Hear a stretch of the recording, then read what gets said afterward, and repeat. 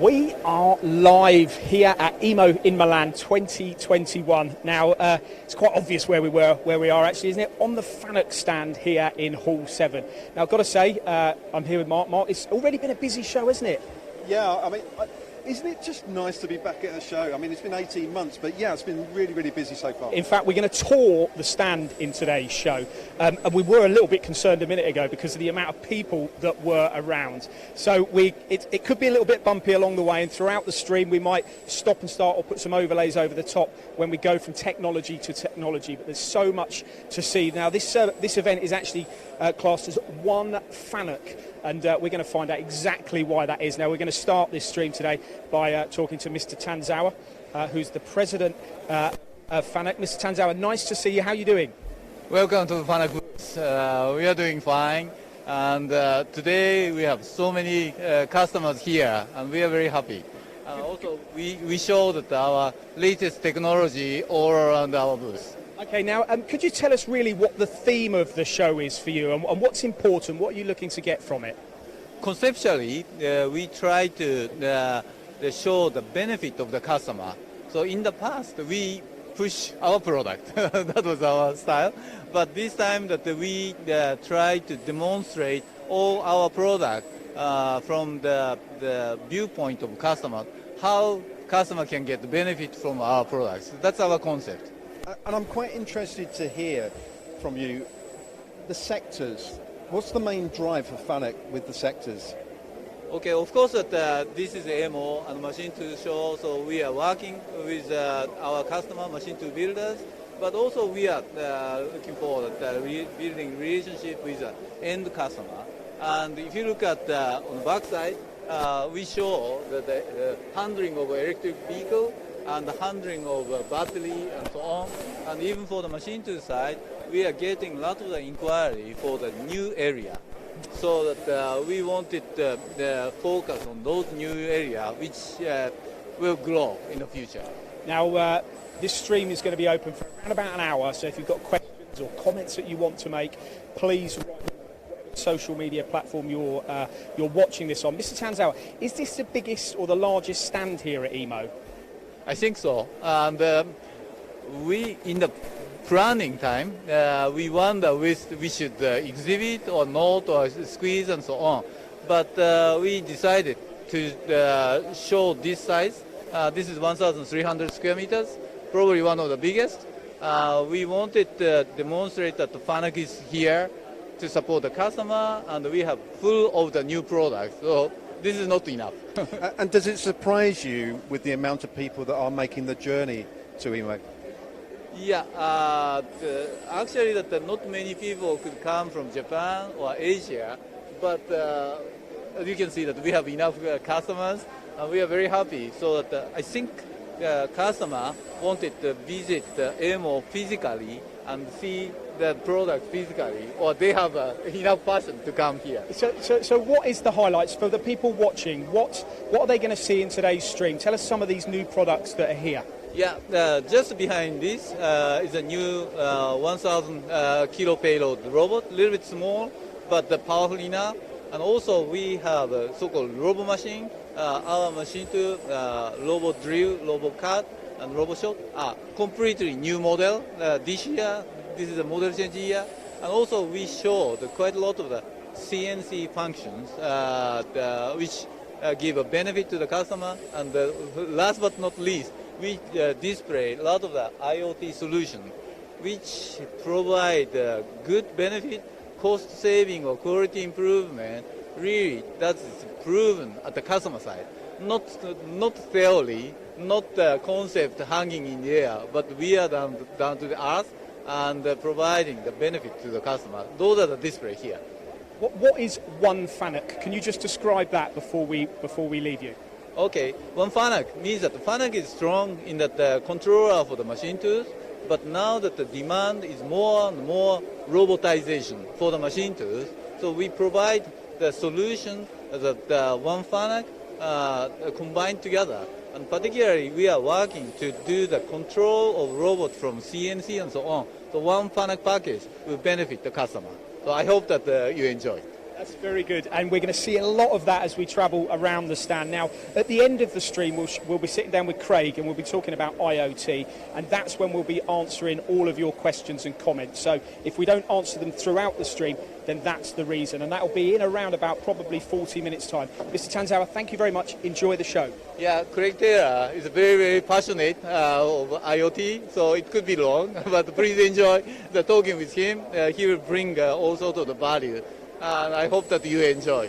Thank you very much. Thank you for your time. Thank you. Okay, so let's move on. You'll see a lot of bodies on the stand, which is always a good thing. First up, we're going to talk to a gentleman about the robots that you can see here. We shall, if you're okay it's Robert. We're going to talk to you a little bit about the robots, or it's yourself, Manuel. Yeah, apologies, but I did actually speak with you yesterday as well, didn't we? Could you maybe tell us for our audience who you are and what your role is here at FANUC? And if you want to remove the mask for a minute, that would be helpful. Yeah. Okay, so yeah, who are you and what do you do? Yeah, my name is Manuel Ebner, and I'm manager of the European Sales Coordination Department for Robotics at FANUC Europe. Okay, and what have you got on show here? What are people really impressed to see? Yeah, I'm finally happy to show you our latest development on the big payload robots here. That big boy with 1-ton payload and more than 3 meters reach. So we're really happy to introduce it finally to the audience here. And when I look at the robots that you have, I mean, a lot of people will know you for the car builders, effectively. And one thing I've noticed is that not only have you got an electric car, but I didn't realise the size of a battery in a car. Yeah, batteries is actually really an emerging market, and you see it's bulky parts, it's heavy parts. We all know batteries are heavy, so therefore that's the right robot for the right application here. Yeah. But we talk about this stand as having sort of real-life applications. Is this something that you would see in industry? You know, a car battery being moved around a manufacturing plant? Yeah, that's actually a real example from the industry. So what we're seeing here is to move the battery packs even from one level to the other. So that's the reason why that robot is even able to do the backflip. So that really helps you to move the parts from one level to the other, or to connect different stations. That sounds like him on a Saturday night, a backflip. What do you mean by that? What's happening with a backflip? It's exactly what you're seeing right now there. So this is really unique in that big robots, to be able to move the upper arm backwards without moving the J1, means the base axis. And that really helps you in terms of cycle times, in terms of flexibility in design of the lines. That's a real big advantage here. And there are some other robots that are new here at the show, aren't there, that we'll see in a little while. One of them is the LR model, which is quite a small, compact unit, is it? Could you tell us maybe about that? Yeah, the LR10 is what we have seen yesterday. That is a super fast new robot in the small robot payload class, typically used for machine tending applications. It's a fully enclosed robot, which definitely helps when entering the machine tools, for instance. So we're really happy to show that new developments here. And finally, we're talking about automotive, but I presume this new robot is not necessarily just for the automotive sector, is it? Of course not. You can also imagine that robot for big machine tending applications as well. If you want to move heavy pellets into the machines, then this is the right one. It has a small footprint, so you can also react in the design of the cells to that new requirements. And this 2000, is this the biggest robot you do with the heaviest payload, and what can it carry? This is absolutely the biggest 6-axis robot available on the market. Yeah. In the world? In the world. Excellent. Not kidding here. That's probably a good place to finish. Manuel, thank you very much for taking the time to talk with us. We're going to move on around the stand. There you go. Well, do you reckon that could hold you? Well, I'd like to think so. Following the fact I've lost a lot of weight recently, we should be all right. We're going to catch up with this gentleman next, Rolf. Hello, good morning, Rolf. Hi, Rolf. Rolf, could you maybe introduce yourself and tell us what you do here at FANUC?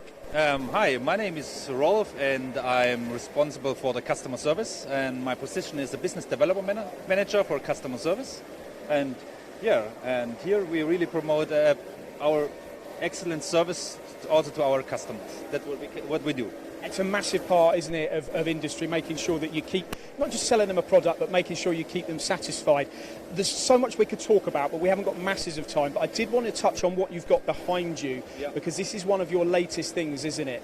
Could you explain? Yeah, that's FANUC Assisted Reality. So that's a kind of video remote solution we provide to our customers. So as you can see here in the video, there's a problem, and then you can directly use the tablet, the smartphone, for even PC, or if you want to, also the glasses. It's also available. And then you can have a direct call with our customers, and you can see what the customers are, what's happening on site. We would like to think that FANUC's products don't break down, but sometimes the customer does have accidents. Is this what this is designed for? That's to help our customers, because our main goal is to reduce downtime for our customers, because customers, they buy our products because they want to produce their products. And so we want to really reduce downtime, have more uptime, and with this we have some success stories where we could help customers within 24 minutes. And that the machine was running again, and come on, that's absolutely great. We're going to hear from a FANUC customer a bit later in this stream who's actually telling us a story, but I'm not going to spoil it because it is about the response time that FANUC have. It's been terrific to speak with you, Rolf.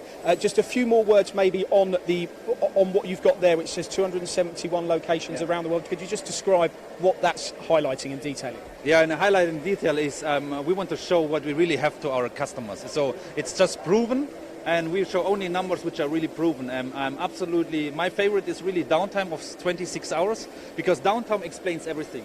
You talk about parts availability, response time, and so on. I think, and that's the main message we want to tell our customers. Although you have FANUC, the great thing about FANUC, you talk about one FANUC, is whether it's the drives, the controls, the hardware, the software, it's all yours, isn't it? So you should be, one of the most reliable products out there, because there's no third parties involved in a lot of instances. Yes, exactly. So we are taking care about all the things, and also we get lifetime maintenance. So as long as you use our products, we support. And that's also a very, I would say, a good point to end on. So thank you very much. Thank you very much, Don't Rob. forget about the questions, Paul. Yes, absolutely. So if you've got any questions towards the end of the stream, so that'll be in about half an hour's time probably, we'll be answering those questions with Craig. Put them on the social channel or wherever you're watching this, which might be on YouTube or LinkedIn Thanks, Rolf. or Facebook. Thank you very much, Rolf. Enjoy the show. So we're now going to move into what is a fascinating area of technology these days, and actually it's very busy now. We're going to try and catch up with a colleague. In fact, he's perfectly positioned. And if you want to come over this way, this is I'll tell you. Can you explain for our audience your position and who you are? Yeah, hi Paul. Yeah, my name's Andy Myhill, and I'm head of factory automation sales for FANUC in Europe. Okay, now I'm going to sort of shovel us round to if you go that way, Mark, a bit, so we can get Andy, because what I want to do, Andy, is if you can have your back towards that wall there, I want to be able to go through what the digital twin is, because this is a big area for FANUC now, isn't it? Could you describe what we've got behind us and what people are interested in? Well, if we start on this side, Paul, basically we're showing our digital twin solution for, first of all, designing the machine. So we use our new CNC Guide 2 software with our PC programming tools and configuration tools to actually virtually design the machine.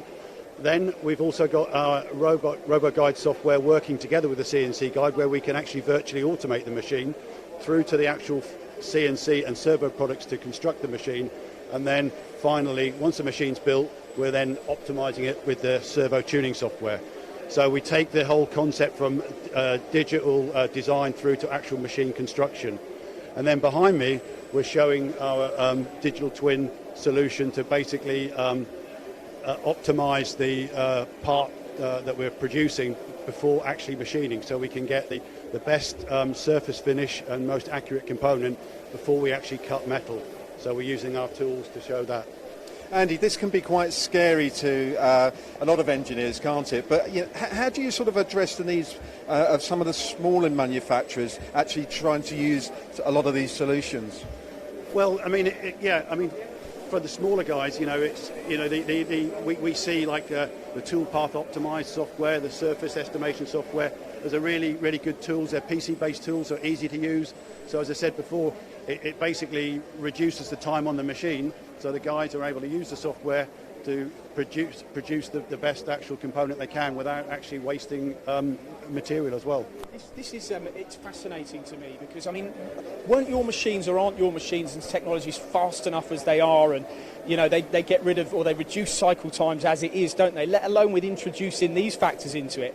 They'll be making parts in no time whatsoever, won't they? So yeah, that's true, Paul. Yeah, but there's always room for improvement. And we just obviously want to sort of give our customers, the machine users, the products to encourage them to sort of continue to use FANUC CNC on their machine tools. Okay, so let me just look at this in layman's terms, in a sense. What's the difference between a digital twin and CAD-CAM and the CAM side of things, just so people can understand where one starts and where the other finishes? I mean, the CAD-CAM is obviously used to produce the part program based on the component, and then we take that data and basically then optimize the program and indeed the settings of the machine to produce that part as efficiently as possible, really. And do you have real-life examples where companies have come to you recently and said, you know, here's applications, this is where I need to improve things to get the parts done faster, and this system does that for you? Yeah, we do that all the time, Paul. Yeah, we've without cutting metal. Yeah, exactly. Yeah. We've got a whole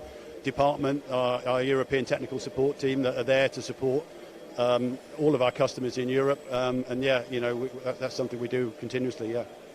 And when you sort of look at this technology, from when you sell a complete concept, is this technology really learnt from your existing customers? Yeah, of course. We respond to what our customers need, you know, and yeah, you know, we listen carefully to what the market wants, and we're continually developing our products accordingly. Yeah, so for sure, yeah. The one FANUC, which is a message, we keep coming back to it in this show, because this is what this is about here, isn't it? And look at all these people that are interested. Well, I tell you what strikes me as well is the youth here. I feel quite comfortable amongst this. Maybe you don't, I don't know, but it's been a good show so far, isn't it? And this does attract a lot of attention, and this one FANUC means everything's coming together, and this is a perfect illustration of it. Yeah, absolutely. You know, we've been sort of trying to promote one FANUC for a number of years now. You know, we've got the different product lines, the robots, CNCs, the robo machines, and we're just trying to put everything together and show, really, if you look around the stand, you'll see the products are mixed all over, and we're really trying to focus on solutions for end users where, you know, they can see how to use our products, whatever they be, really. Really good, brilliant. Thank you very much, Andy. Enjoy the rest of the show. We're going to carry on our tour now, if we can make our way through these. Thank you very much, Andrew. Like you say, it's really good to see young learners effectively coming to these shows, isn't it? And don't forget, questions, comments, put them in the channel wherever you're watching, and we'll be addressing them at the end of the stream, probably in about half an hour's time, I would say. Also, don't forget, November the 1st to November the 5th in the UK, FANUC are holding an open house where, once again, we'll be streaming that live. There'll be panel discussions, and a lot of what we're talking about today will be on show there as well. So that's a date for your diary, November the 1st to November the 5th. So if we make our way through the crowds. Some of the highlights here, though, Paul, I mean, obviously where we're going now is more really your sort of cup of tea, isn't it, really? You love this technology, and I know you're going to run through some of the new concepts for our viewers. Yes, we are, and this is where we're going to start, actually. This is a RoboDrill, and I've seen similar things to this in industry, and what you've really got here is the machine making a part, the robot is loading and unloading the components from the machine, but you've also added another process into it, and this is to measure the component. Now, the beauty of this is it's all done in one process, so you're measuring the part. If there's any discrepancies, any errors, or something's incorrect, it can, of course, load it back into the machine and then correct it. In-process measurement is becoming more and more. It gives an opportunity for the operator to be working on another machine, I suppose. It does, yeah, it does. It's all about these days. And what you'll see as we walk around the stand is everything is about one. It's all about all coming together. Every single machine has automation with it. So whereas before you might have gone to a show and seen a RoboDrill without a robot, it's very unusual to see that now. They want to show how not only quick and productive these machines are, but how you keep them going unmanned, which is really what you need in today's industry. Hence one FANUC, isn't it? What we're going to see here today, you know, in this part of FANUC stand, is the collaboration, isn't it? And working with other suppliers as well. Yes, absolutely. Now, what I learned about this machine earlier as well is there's 5 different spindles you can have on this machine. You can either have a high speed, high torque, high performance. So depending on what you're actually looking to achieve from the machining will depend on obviously what control you go for. And actually from 0 to 10,000 RPM, this spindle can get there in 0.13 of a second. That's 0.13 of a second. I mean, it's incredible. And again, it's a perfect illustration of reducing, even the reduction of chip-to-chip times and stuff on these BBT30 as well, these machines now. So, and where do you think this fits into the industry? I think this is, as we tour the stand, we're going to see smaller RoboDrills, we're going to see even a bigger RoboDrill as well.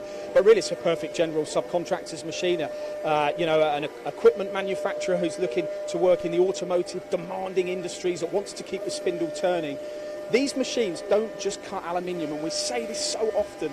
They cut stainlesses, titaniums. With their high-power spindles, they're more than capable of doing that these days with their BBT 30 spindle. So let's move along. We may catch up with someone and talk about the RoboDrill in a little while. Now, as I say, again, this is a brand new launch, isn't it? This is. I'll move to this side so the camera can see the robot. I'm going to grab this gentleman here actually. Is it? It's Jasper, yeah? Jasper, are you okay to just take your mask down a minute and just give us a few words?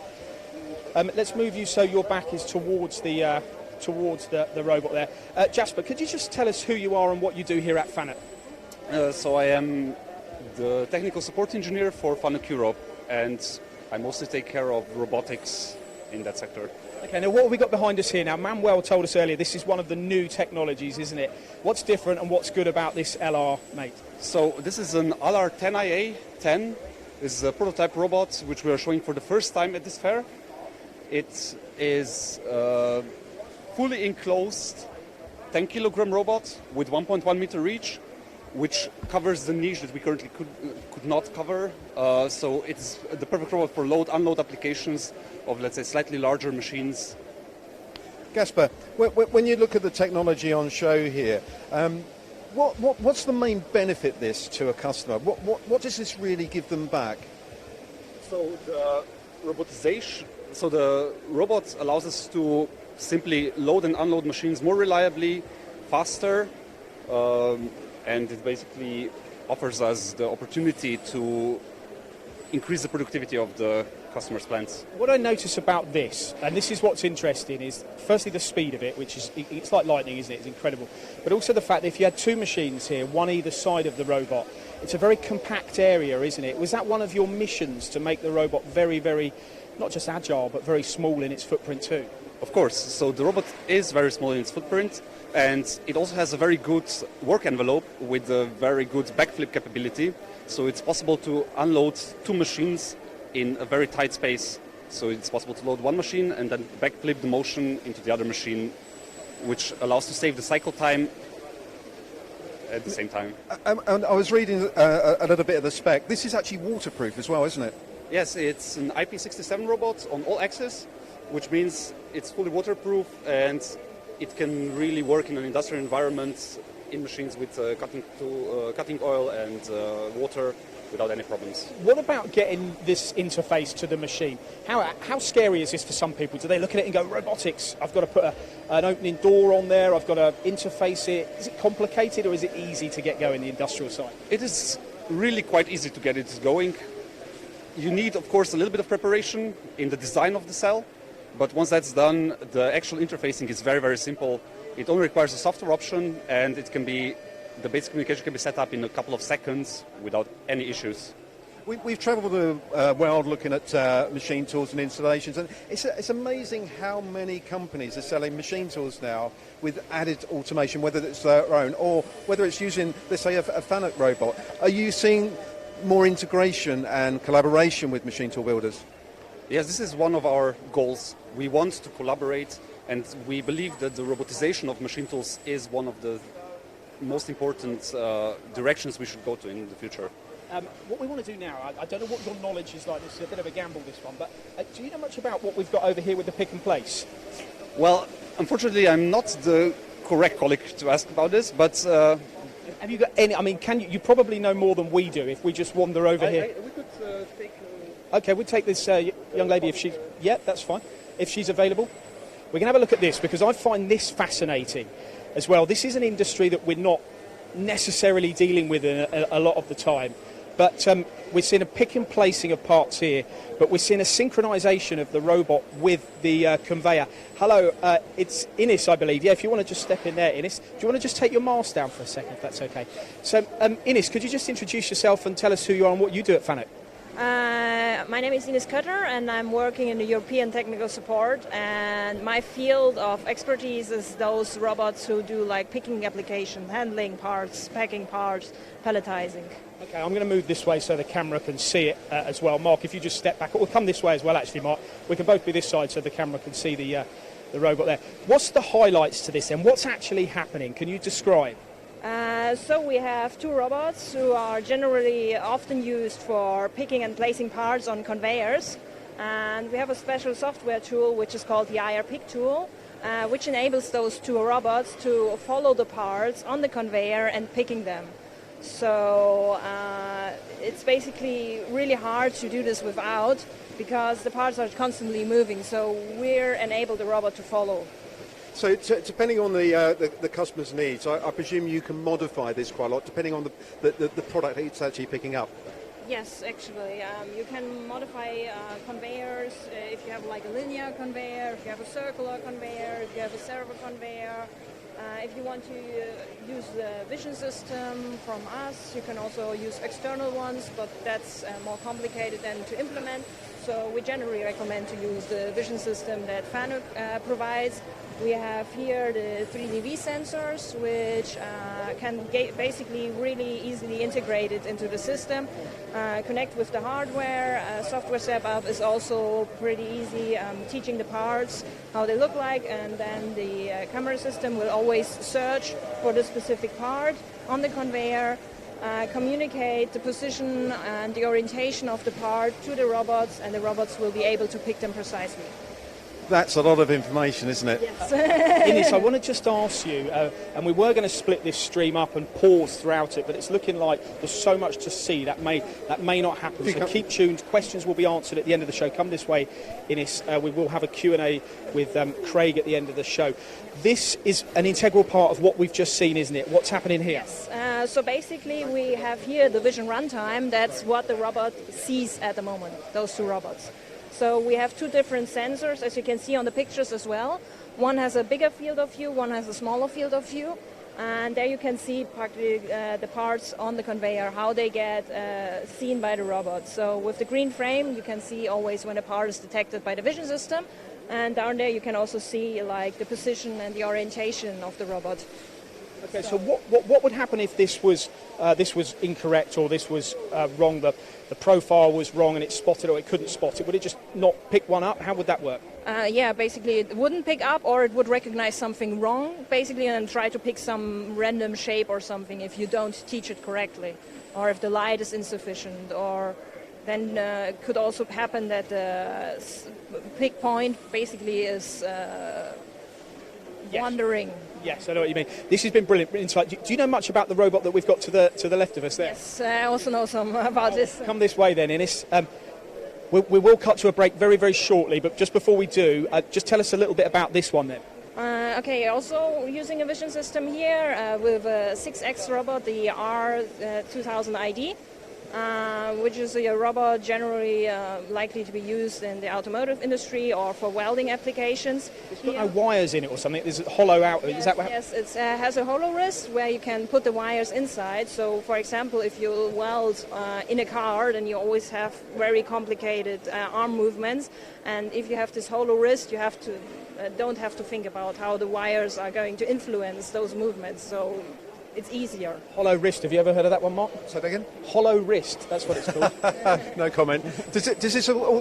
So not just the wrist, the whole arm is like hollowed out like this. Does this also work with a vision system? Yes, it also has a vision system. This black box you see there is also a 3DV sensor, a bigger one than we have compared to the other application over there. It has an even bigger field of view because we have even bigger parts here to handle, so we need a bigger field of view. Ines, thank you very much for your time. Enjoy the rest of the show. Let's go this way. Keep those questions and comments coming in. As I said, we will cut to a break shortly, but before we do, Mark, Didn't you used to have one of these cars? No, I think it was an insurance fraud. It was I think it was two cars basically actually welded together. Okay. Well, what we can see here is a collaborative robot working in conjunction with a human being, potentially. Now, you're going to give us an example of what happens here, aren't you, Mark? Well, let's say that Paul Jones has crashed his car again. He needs a new light. So therefore, obviously, the robot is actually picking up the part. But if you accidentally, it bumps into you on resistance, it stops. So, this is where it's very much a collaborative robot, because you can start the program again. So long as you're out of the way, you can start again. So obviously when you go to crash number 2, the next stage... Do you remember when we first met? What was wrong with my car when we first met? Wing mirror was hanging off. That was some years ago. Now this is iPad. This is very, very easy to program as well. I'm not going to do it here live at the show, but we will see a little bit later on an example of how these are programmed. Touch screen, very intuitive, walks you through the process. So we will be seeing that a bit later on the stream. We must say that this is not just about the robots. These are on a lot of the FANUC products, aren't they? Absolutely. Very, very easy to use and works in conjunction with humans. We are now going to go to a very short break for a couple of minutes. When we come back, we'll be looking at RoboShot and we'll be looking at RoboCut and more RoboDrill machines. We want your questions. We want your comments. We will address them at the end of the stream, which will probably be in about, 20 minutes, 30 minutes time. But we'll be back in a couple of minutes.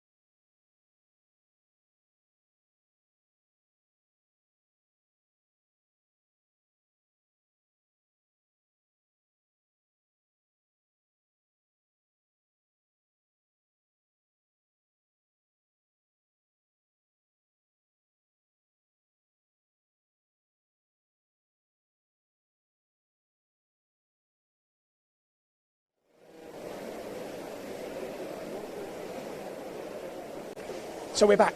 We're here at EMO 2021. We're on the FANUC stand in Hall 7, and this really is a fabulous stand, one to come if you're here at EMO in Milan this week. Now, the next topic we're going to talk about is this machine here, the RoboNano. Before we do, in about 15 minutes' time, we're going to have a question and answer session. We've got plenty of questions coming on. We've just done a poll on YouTube as well, and we've asked for the percent, or how many people have used a FANUC product or not used one, and 62% of people have used a FANUC product, would you believe? So more have than haven't. Would you like to introduce yourself, Gianluca, and tell us what we're seeing here? Yes, sure. I'm Gianluca Tristo. I work in FANUC Europe and technical support engineer for this product. It's RoboNano. When you look at this type of technology, I'm looking at some serious numbers here. What does the actual machine do and how accurate is it? Yeah, so we have the machine has a resolution that is impressive, 0.1 nanometer. This is the minimum step increment that we can command on the machine with NC programs. And it's absolutely necessary when we want to achieve a very high surface finish and form accuracy. This machine is used for diamond machining of optical components. And basically, with diamond tools, we are able to obtain and finish very high-end products and components. Is it actually milling?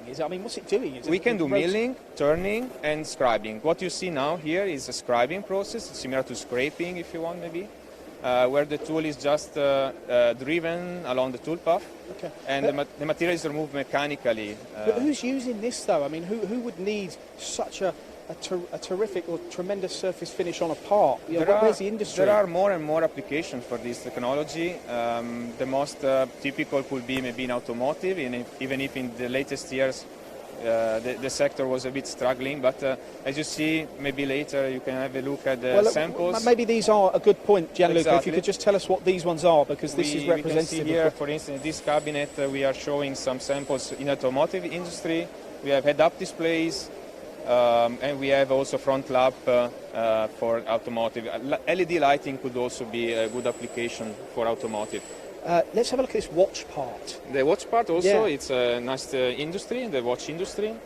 You see here the bezel that is finished by milling, by RoboNano, and also holographic effect that could be used for instance, a logo on the watch part, and also for counterfaction, to avoid counterfaction, of course.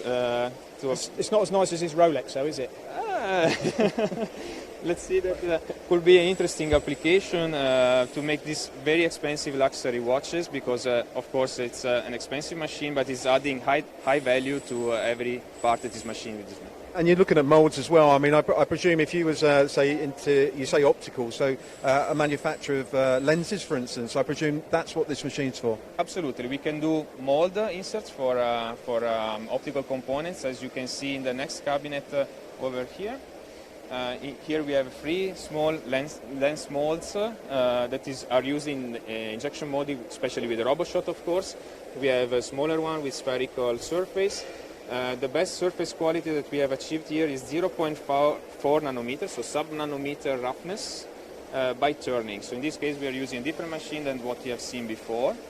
In this case it's a lathe machine that is smaller and less expensive, and specifically designed by FANUC for this kind of components. How many of these have you got installed around the world? This is a difficult question to answer. Is it a fairly new product? We have 20 years of experience in Japan. But Japan was keeping this product for the domestic market for a long time, and we just started recently selling overseas, so especially in Europe, USA, and in other countries. So at the moment the numbers are not so high because of this, but we are preparing especially our support structure, service, so go knowledge. around it, which you need to, absolutely. Yeah. So but saying that, obviously walking around the FANUC stand, this has been really popular, hasn't it? There's been quite an audience. I think every tool maker coming, or by the mold maker coming here, is always very impressed to see the quality that you can achieve with the CNC machine without polishing. And they have a lot of questions, and we are very happy to explain to them. Of course, most of the time they say, okay, this machine maybe we have to consider, it's an important investment, but they are very impressed, something they didn't see before. And that's good. It's good. Yeah. All right, well, let's move on. Thank you very much for your time. Thank you very much. So as I keep saying, if you've got questions about this technology or anything that you're seeing here on the FANUC stand, then get them to us, because in about 10-15 minutes we'll be addressing those with the President as well as Craig. Now, we're going back into the heart of the stand as well now, and we're going to be talking, we're going to be looking at technology, the RoboShot. I'm actually going to talk to this gentleman here. Andy, do you mind taking your mask off? Good to see you, Andy, here at the show. You enjoying EMO? Yeah, very good, very good. Nice and busy today. It is, isn't it? And it's good to be back at an event at last, isn't it, after all this time? Yeah, it has. It's been a long time. Obviously difficult conditions to get everything up and running, but it's nice to actually see everybody coming through the doors. Okay, COVID-safe environments a little bit, but... Can you explain who you are and what your role is at FANUC before we talk about technology? Yeah, so I'm the head of sales for RoboShot. The name's Andrew Armstrong, so I'm looking after our plastic injection moulding equipment and supporting all our subsidiaries across Europe. And when you look at this concept you've got here, it's not just the machine, is it, that you're demonstrating? No, it's not. Every aspect of the robo machines, and the RoboShot being one of them, we're bringing in elements of automation. You know, FANUC produce a huge range of robots, as I guess you've seen on our booth already, and it's about bringing machines and automation together to give customers more solutions in their production environment. And for those that don't know, I mean, it's important to stress as well, there'll be loads of people watching this that have not seen the RoboShot. This is an injection moulding machine, isn't it? Yeah, it is, and it's an all-electric injection moulding machine. Some of our competitors, hydraulics, hybrids, but we are purely an all-electric machine, and this is producing a metal injection moulded part, so not a straightforward thermoplastic part. Okay, what we'll do is we'll take a walk around the back, because we'll be able to see that part, won't we? If you come with us to watch the bodies as we go around here. This is another brilliant illustration of what FANUC are doing here when it comes to the one FANUC and putting everything together, isn't it? Can you explain what's happening here, Andy? Yeah, sure, Paul. So this is really what we call our QSSR solution. So quick and simple startup robotization. So standard product robots interface simply to the molding machine. The software communication is already installed in both. It's our own product, so it's a seamless communication between the two. And this gives a real start point to be able to people to build on automation solutions, handling parts, doing vision checks, post-processing applications, whether that's gate cutting or assembly jobs. Lots of opportunities, really. Now, Andy, this is quite a competitive marketplace, but what do you think FANUC is giving with this type of technology compared to your competitors? Rosemont, it's been able to give a single solution, this one FANUC approach of bringing all our products together, interfacing and giving the customer a turnkey package. That's what customers want, that's what we're capable of doing, and building on that for more complex automation solutions with all our products. There is other videos coming to our channel where I've actually gone into detail with Andy about this solution, which we shot yesterday. But for the purposes of time, let's just go back round the front, because I do want you to mention, Andrew, about the control technology and some of the things that have changed now here. I know we're not going to be able to get close to it, but maybe you could just highlight where the changes are and what's good about your system.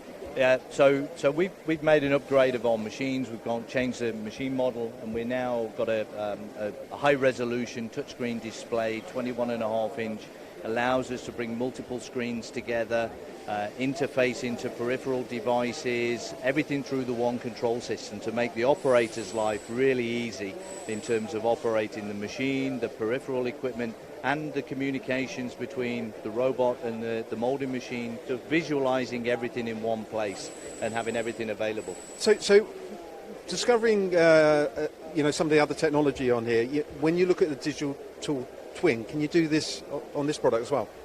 We're not pure digital twin, but we have our own simulation software that allows us to mirror the molding machine, the robot, the automation, to get simulation of what we're trying to achieve.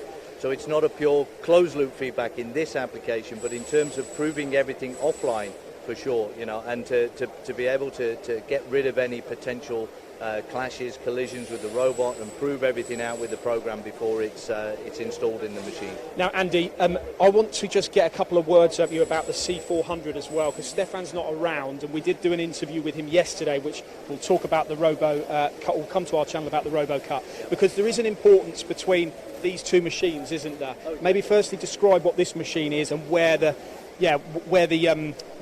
relationship is. Yeah. So this is our latest generation of wire EDM machine, so the CIC series. On here, again, we're showing an example of automation, machine tending, but with a collaborative robot, making mold insert parts for the mold that is then used in the RoboShot machine to produce the metal injection molding part. So a complete correlation of the equipment that we use in producing cores and inserts for injection mold tool technology, as well as press tool technology and other applications. So it's been, this C400 is a new model. I know we spoke to Anthony Biggs in the UK about it recently, but it will be very attractive, won't it, to tool makers? You know, we see an illustration of a die there. It's going to do well, isn't it, around the world? Oh no, absolutely. I mean, this machine is surpassing all expectations in demand already this year. We only introduced it back in April this year into the marketplace. And really the uptake is fantastic. You know, improvements on precision, accuracy, speed of cutting, all the important things that metal cutters want to see effectively. And to couple that as well, the important thing, you know, the automation, to have a solution that is allowing you to leave the machine in an unattended operation for significant periods of time now. You know, you can load up, maybe you can leave this running with the wire capacity over the weekend and still have come in on Monday morning with all your production produced. Yeah, I'm seeing a lot more EDM solutions with automation, but you can actually move this around to other machines, can't you? Yeah, you can. It's a solution that can basically use on the wire EDM. You could use it on the RoboDrill product, and really the base unit can stay here, and we can interface and bring in the new work pieces ready for cutting as well. So you can, it's a totally flexible solution, and one that's so easy to program because you can literally move the robot by hand, teach a position, move it by hand, and just bring in a very simple way of programming that a machine tool guy doesn't need to fully understand how to program a 6-axis robot. Making life easy. Andy, thank you very much for your time. Great to see you. Thanks, Andy. I know we'll be seeing you as well in November at the FANUC UK event, will we? We will indeed, yes. Yeah, so there's a bit that we need to make a point about that as well. That's going to be the first time in the UK FANUC since 2019, is it? 2019, so 2 years ago, FANUC UK, big open house, so we're pushing the boundaries again. We feel it's the right time to get everybody, and this is more a focus about automation. Where is automation and how can we help people to automate their processes? So real focus, but it will have all our products there. It's one FANUC solution, CNC, Robo machines, and we look forward to seeing everybody first week in November. November the 1st to November the 5th. You can register on FANUC UK's website. We'll be there. Andy will be there, and hopefully hundreds of you will be too. It's not just about the technology. You like the hospitality as well, don't you? As you can tell. See you then, Andy. Thank you very much. Thanks, Andy. Where'd you get your sense of humour from, eh? Okay, now we saw a collaborative robot there working in conjunction with a RoboCut machine. As we work our way down the back side of the stand here, we'll see more RoboDrills. Now, this first RoboDrill is has a collaborative robot on it as well, and the same actual solution that they had on the RoboCut, so you can move it around from machine to machine. Now, this is the one I wanted to pick up on here on the RoboDrill, because I think this is an area where people look at FANUC RoboDrills and they think they're small. Maybe they don't have the capacity that they need on the milling side, but that's not the case. If you look at this Plus model, this B5 Plus model, you can see the working envelope in here mirrors that of a larger vertical machining centre. And once again, this is being fed with an industrial robot. I tell you what, Paul, when you look at the concepts that FANUC have, you wouldn't just buy a standard machine anymore, would you? It has to be automation. I think the machines are so incredibly quick. They're so, we've discussed already, they can cut all kinds of materials. But, if you put automation with them, you are going to go the extra step when it comes to unmanned running.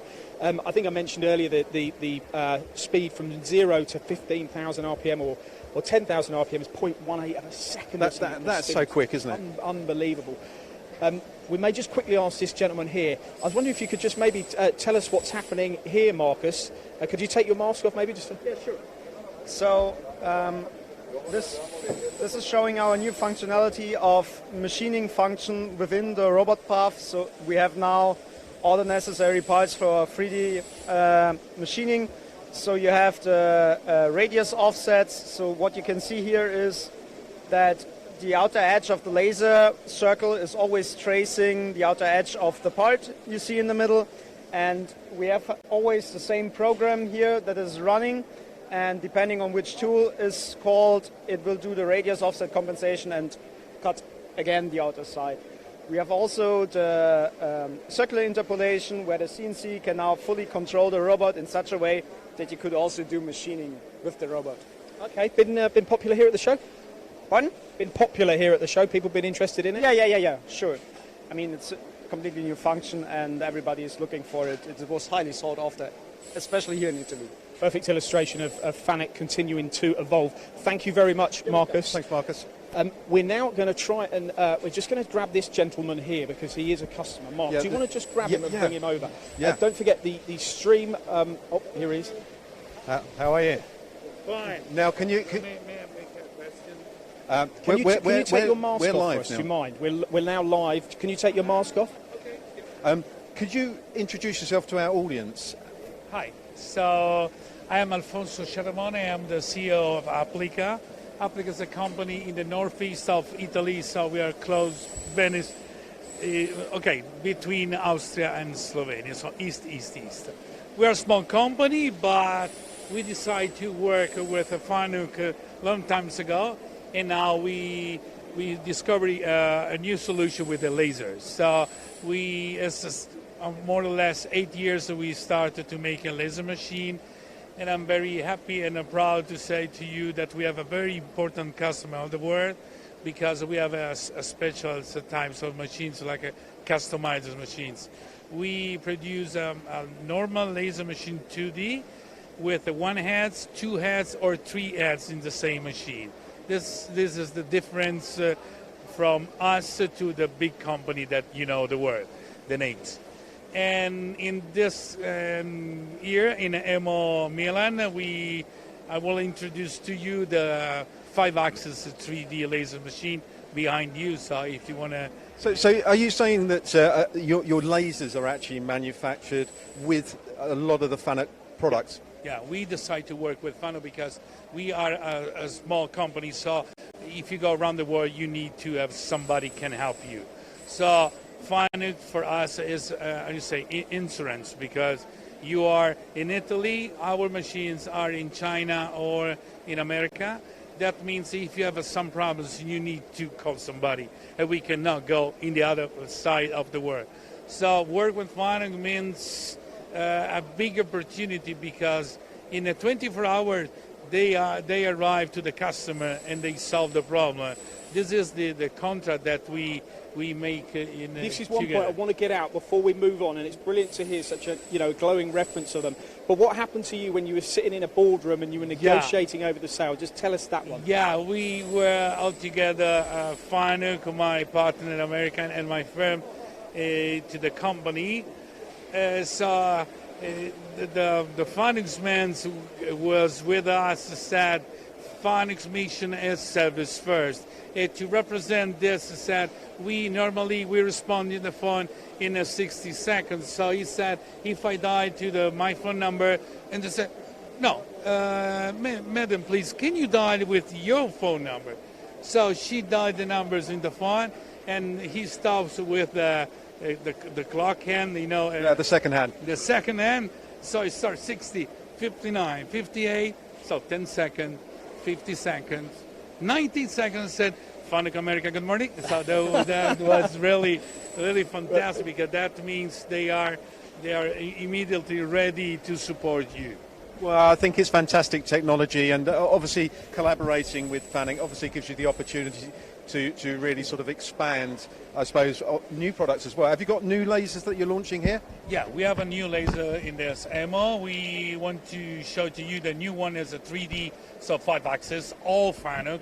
That means the CNC FANUCs outside, linear motors to move the movements, so the x-axis and the y-axis, and brushless motor for the zeta axis with the brake. And it's completely with laser source or oscillator, I don't know how you call it, and behind the machine the robot. So we are called One FANUC because we use all FANUCs. And if I wanted to buy one, would you pick up the phone within 60 seconds? I can, because we are not in America, we are in Italy. Nice to see you. Thank you very much for your time. Thank you very much for your time. Great reference. We're getting very close now to the question and answer session, which we'll bring to you shortly. So if you have got any questions about anything you've seen across the stream today, then please tell us now. Get them in the social channel wherever you're watching. This is the last bit of hardware we're going to look at before we go. And do you still play with Lego, by the way? Well, I mean, yeah. What are we seeing here? I suppose this is the ease of a collaborative robot, isn't it? Alberto, if you want to just head this way. We spoke to you earlier. Mark, if you maybe want to come around this side as well so we can get a clear vision of the unit. And Alberto, do you want to just take your mask down for a second and explain what we're doing here? Yep. So what's happening here, Alberto, with this CRX? Because it's a popular unit, this, isn't it? Yeah, exactly. This is the new FANUC solution for collaborative applications. So, yeah, as you can see, the unit is safe now. So if I just apply a small force, the unit is going to stop. So it's intended to work, let's say. Do you need to go around that side to make it work at all? Because this is using a pendant. It's very, very intuitive, isn't it? Very easy to use. Maybe walk us through a couple of functions. Yeah, for sure. So here I can show you the manual guided teaching. So it's the operation based on, let's say, we are able to move the robot manually in the space, just by pressing the deadman button and selecting this option. So as you can see in this mode, all the axes are free of the robot, so I can move it in the space very easily. I can also choose between the translation mode, so it allows me to move the robot in Cartesian movements, then also in rotation. So the robot will rotate around the tool center point. So what we're really doing here, though, just to get to the bottom of this is to show how easy these are to use, how easy they are to program, and you're encouraging people to try this to move the Lego bits around. Is that your idea? Exactly, yeah. We have, in this case, also created our own specific instructions that allows us to create a very, let's say, in an easy way, a new program. So the robot is going to pick the pieces from here from the center and move it all around the working space. So are you actually sort of teaching, when you say try me, are people coming here to actually try and program this robot by hand? Is that effectively what it's about? Yeah, also, exactly. So wait a second. So, for example, in case that you would like to make your own program. Yeah. Here, for example, if we would like to make a quick and simple program, I could just have the new instructions here. And let's say that I would like to make a 3 points program. So I create my first point here, second point, let's say here. So you've got a trigger behind here, isn't there? If you just turn the iPad round, you've got a trigger you're holding on to, aren't you? Yeah, basically, yeah. So this is the new FANUC graphic interface for programming. So as you can see, it's all based on icons. So there is no code behind. You just need to choose the instruction that you want, and you just drag and drop the icons on the programming line. So let's say here I want to move to the third point, and then I have a very simple, let's say, 3 program point. So now I would like to execute it here, and the robot is just going to move in my 3 positions that I just taught. And these are doing so well in machine tending, aren't they, in factories where, because you don't have the guarding around them, the health and safety issues are gone, they're easy to integrate. Brilliant illustration of the CRX product. Thank you very much, Thanks, Alberto. Thank you. So that draws this part of the stream to a close, but if you come back in a few minutes, we will do the question and answer. So if you've got anything you want to know about what you've seen in today's show, then please put the comments or ask us the questions, and wherever you're watching, YouTube, LinkedIn, Facebook, wherever it may be, because we're streaming across all of these platforms. So we'll be back in a few minutes where we'll answer any of your questions.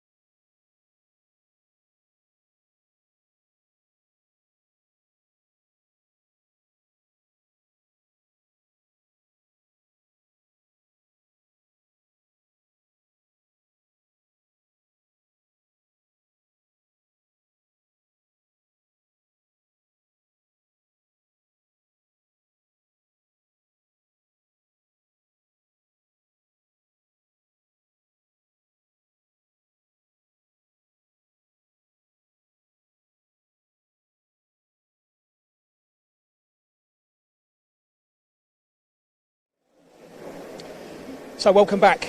We are now going to take or answer some of the questions that have come in throughout the live stream. We've been streaming now for about an hour. We've seen all the technologies that's here on FANUC stand at EMO 2021, and I tell you what, it's been a really it's been a hard work hour, but we've seen so much and learnt so much, and I'm sure we're going to learn even more now. And before we get into the Q&As, I just want to introduce two more gentlemen. Perhaps Ralph, you could explain who you are and what you do at FANUC. Yes, my name is Ralf Völlinger. I'm responsible for all robotics in Europe. Okay, and yourself? My name is Uwe Warnert. I'm the technical head of European Technical Support. Okay, now let's start by talking about IoT, because we've had quite a few questions come in which we'll get into. Firstly, what is IoT and what does it mean? Maybe you could describe. IoT means bringing benefits to customer by using digital technologies, by getting data, collecting data and analyzing data. So really what you're saying is it's Industry 4? Yes, definitely. And what's the advantage to a user with that then? What are they going to do with this information that they gain and garner? The advantage is the information, the data are there. So we collect them, we give them the tools in the hand to collect the data and to learn finally what the machine is doing, what the process is doing, and find problems and remove them, resolve them. The key is how to use the data, because as Uwe said, the data is there, and FANUC developed very smart algorithms really to use the data and take advantage out of it and give an advantage to the end customer. Is there an example that maybe you could give our audience of something where this has come into play? You know, a company that might have had, I don't know, 6 machines and their efficiency was right down and their tools were breaking, whatever it might be. Is there anything that you could think of, either of you? Yes, so we are showing one software, for example, MT-Link I. MT-Link I is already several years on the market. End users are using this. They are using it together with FANUC machines, also with other machines.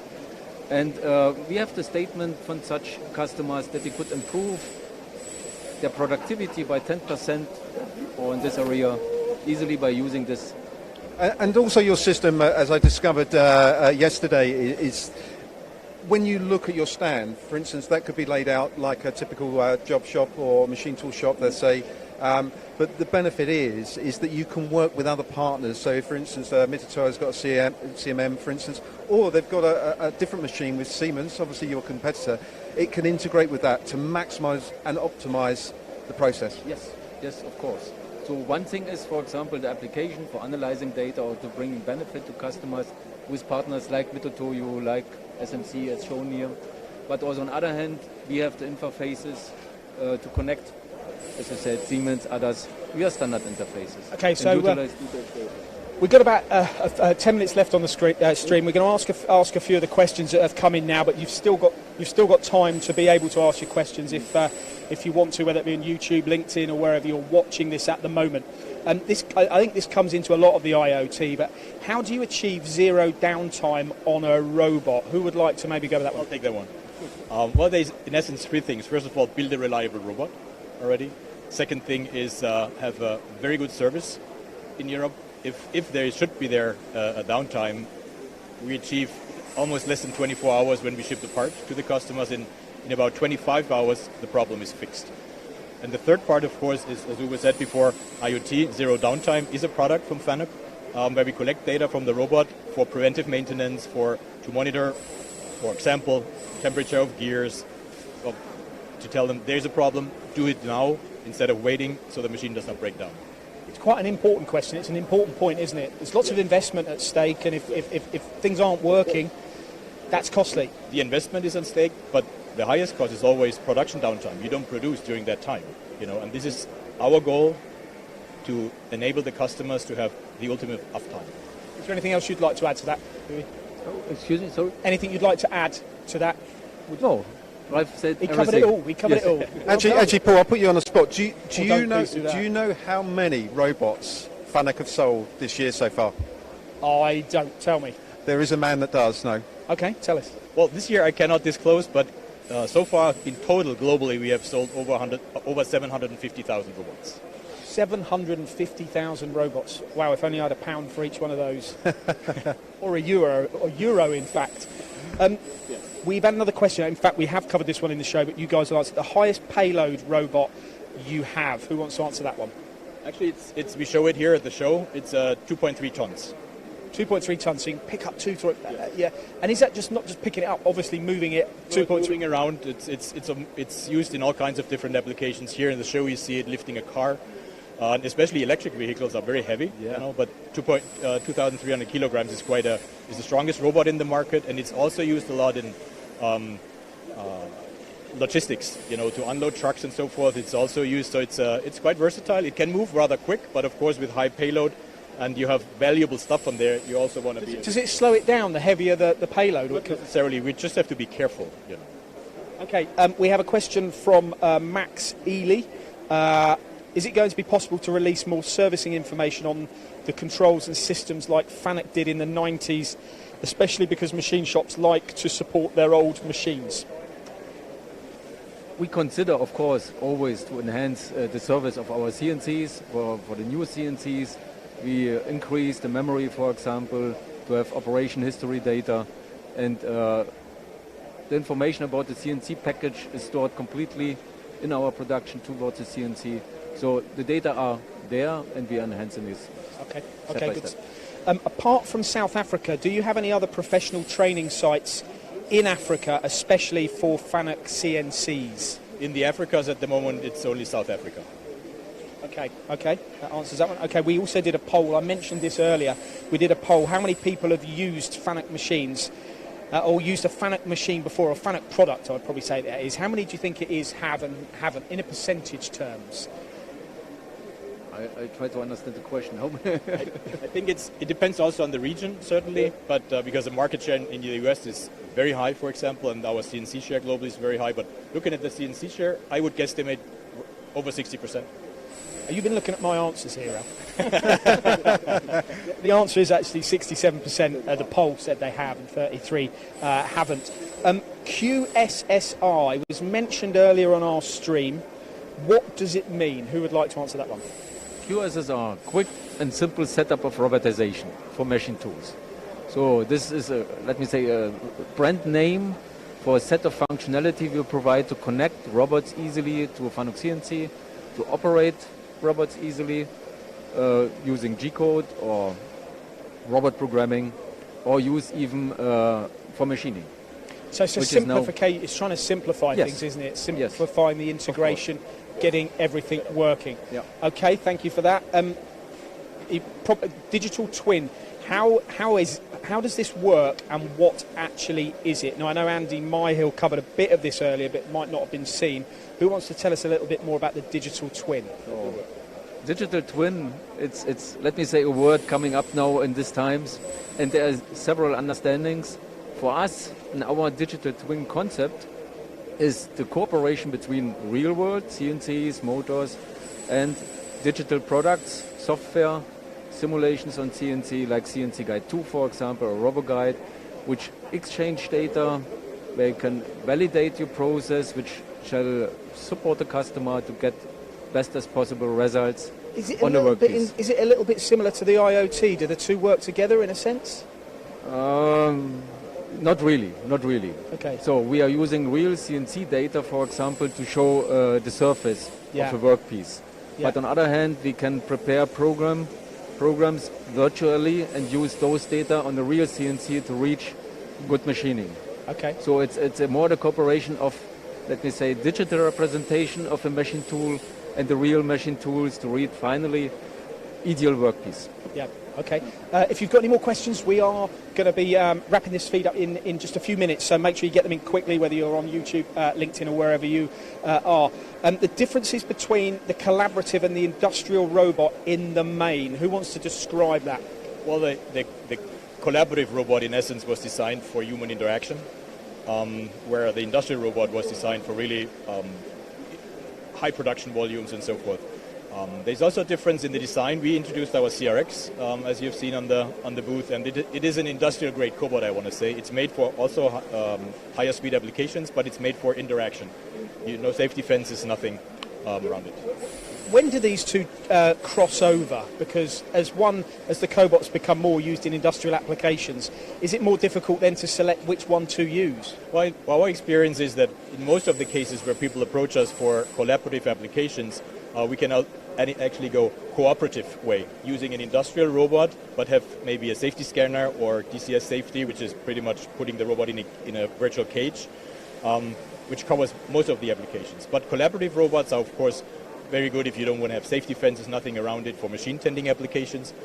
The collaborative robots, the typical collaborative robots, lightweight, they're a bit limited in payload. You know, they're the limit. I'd say our strongest really cobot is 35 kilo payload, when we have the largest range. But they're a bit limited. But the advantage is easy setup and lightweight. Are you selling more collaborative robots than ever before now? Yeah. Do you think it would ever outstrip the industrial? No, clear no. Okay, one more question from Alan Mutero. Any upgrade kits for old FANUC systems, for instance, replacing cards with USB? Who wants to answer that one? Good question. For old, no. To say no. Okay, simply. No. But I'm sure he can, if he needs to contact you to find out any more information. If the ideal way is not only USB, maybe supports better usage of old machines, but maybe a retrofit can be proposed with latest CNC, Okay. which is also bringing other benefits than only the part program. Okay, because Max just, from Max Ely, he just said data was stored on the control. Did you say that? You must have said that, or someone did. Data stored on the control. I'm not quite sure where that thread's going, so we'll probably park that one for now. One final question from me to both of you is, what's your favourite thing here on this stand at EMO? Ralph, let's start with you. Our new M1000 robot, 1000 kg payload. Why is that? Give us a reason. It's a very cool robot. It's very fast. It completes, is an additional step of completion of our product range, so it's a very cool robot. And yourself? Of course, the display of our digital twin concept, which you can see here in our FA tunnel, including machine simulation, everything. Okay, good stuff. What about you? It's hard, isn't it? When you've got so much product here, it's really difficult to pick one thing out. But one thing I'm seeing is that when you're looking at robots, lots of machines are going to be sold as a complete system now. And I think FANUC, obviously, one of the pioneers and leaders of this. So, that for me, next door. I think the one FANUC message, which is what this has been about, really comes through with everything on this stand. So if you are at EMO this week, then definitely come to Hall 7. And as you walk through the entrance, you will be presented by the yellow, which is what is so synonymous with FANUC. Now, obviously, this stream will still be live on YouTube, so you will be able to ask more questions on whatever social platform you're engaging with us on, and of course we'll get to answer those in the feeds. But as for now, we're going to draw this stream to a close. I'd like to thank you for watching. I would also like to finish this by saying on November the 1st to November the 5th, FANUC UK have their open house, which we'll be streaming live at as well. A lot of what you've taken or we've taken from this show will also be in discussion and on view there as well. That's from November the 1st to November the 5th, so you can register on the FANUC's website, fanuc.eu, and hopefully we will see you there, if not live at the event, maybe live on the channels that we're watching. Just leaves me to say thank you very much for your time, gentlemen, and thank you very much to everyone. Thank you. And that's it from us here at MTD CNC. Thanks for watching.